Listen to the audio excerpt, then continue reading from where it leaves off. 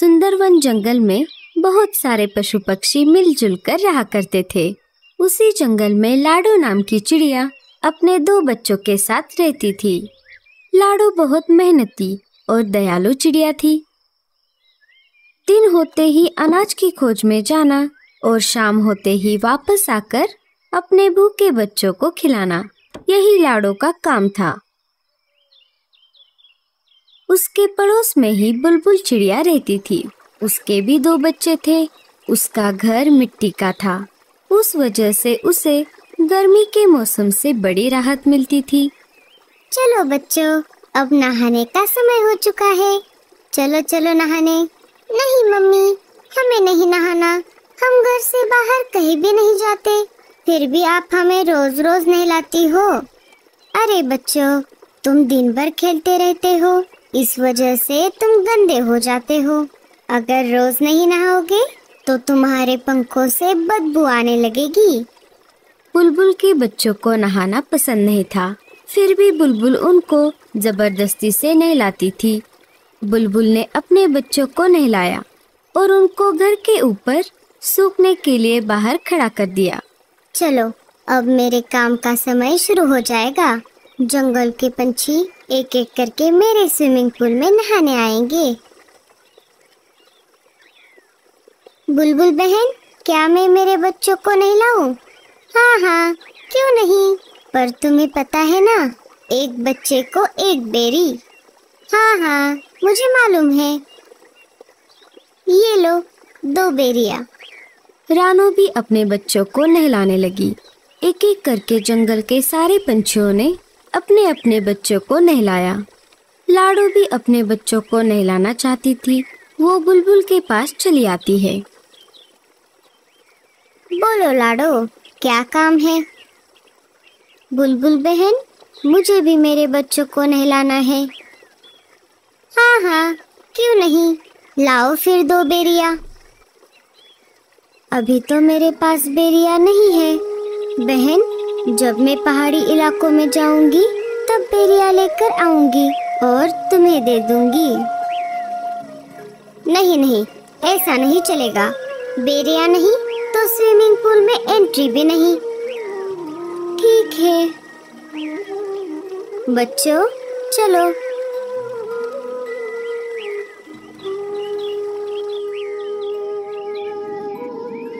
माँ, हमें भी बुलबुल आंटी के स्विमिंग पूल में नहाना है। लाडो ने बच्चों को समझाते हुए कहा।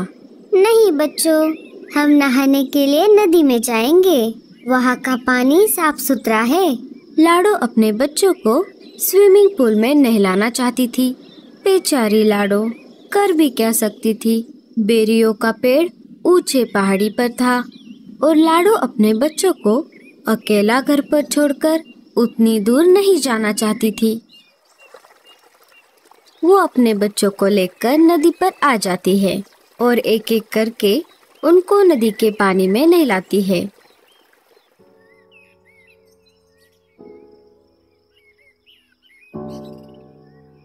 अरे लाडो, ऐसे उदास क्यों बैठी हो?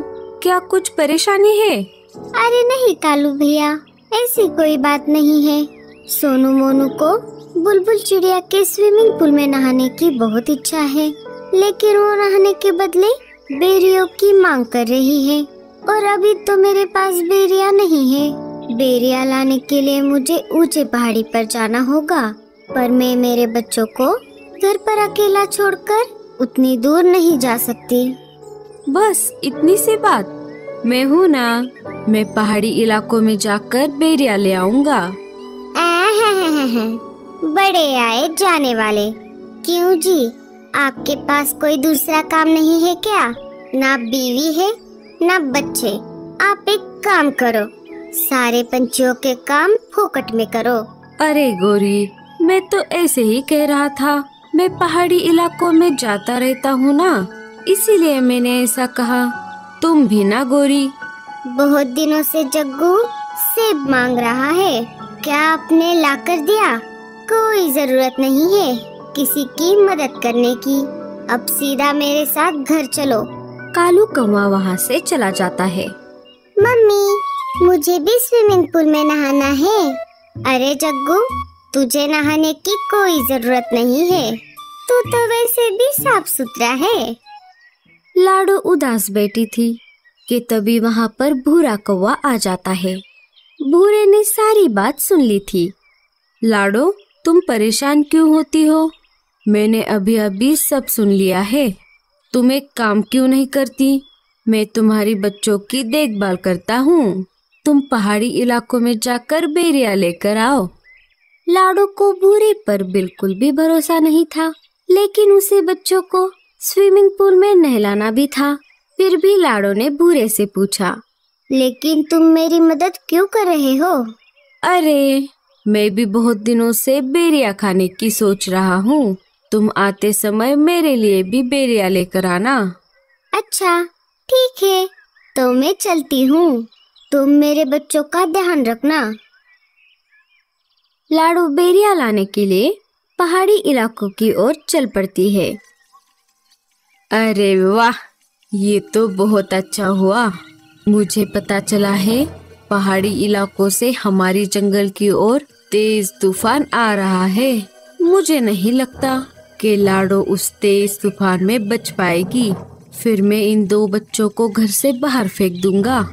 लाडो के जाते ही भूरा बच्चों को घोंसले से बाहर निकाल देता है और घोंसले का दरवाजा लगा लेता है। बच्चे अपनी माँ की याद में रोने लगते हैं। इधर लाडो जैसे तैसे करके आगे बढ़ती रही। वैसे ही तेज हवा भी बढ़ने लगी।